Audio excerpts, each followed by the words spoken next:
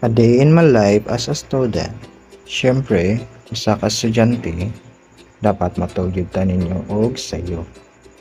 Aron taas ta og pahuway og inigmata sa buntag, makamata padayon.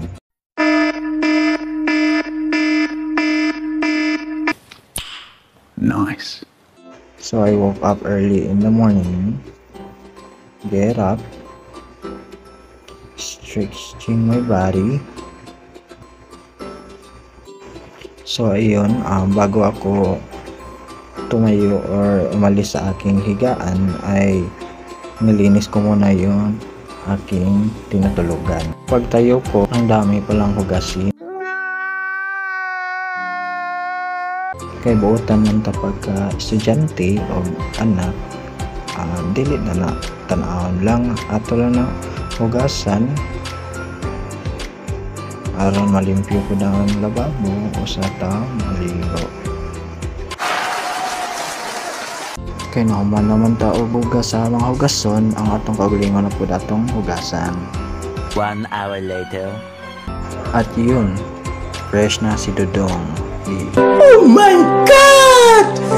Wow! Kili-kili power check. Humot na jud. Yeah, boy. Kaya nahuman na ta o ligo, syempre mag-ilis na jud ta para magugo na ta sa atong school.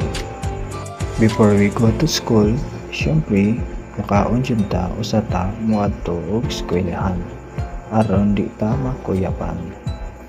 O kondisyon natong lawas o uto sa pag-eskwela.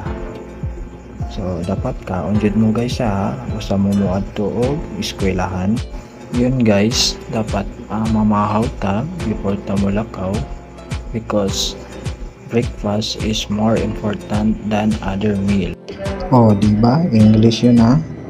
Bitaw guys, kaon jud ta guys para kusgan ta mo usod ta og eskwelahan. Awara gutumas ka na kano. So after we eat, dapat mag-toothbrush tayo bago tayo pumasok sa eskwela. Pasensya na po guys, hindi ko na-videohan yung pag-toothbrush ko. Kalimutan ko kasi. So dapat talaga mag-toothbrush tayo bago tayo pumasok sa eskwela. What? Bago nga pala matapos ang video na ito, nala ko gustong istorya sa inyo ha. Tarong tag-eskwela inyong tanan guys.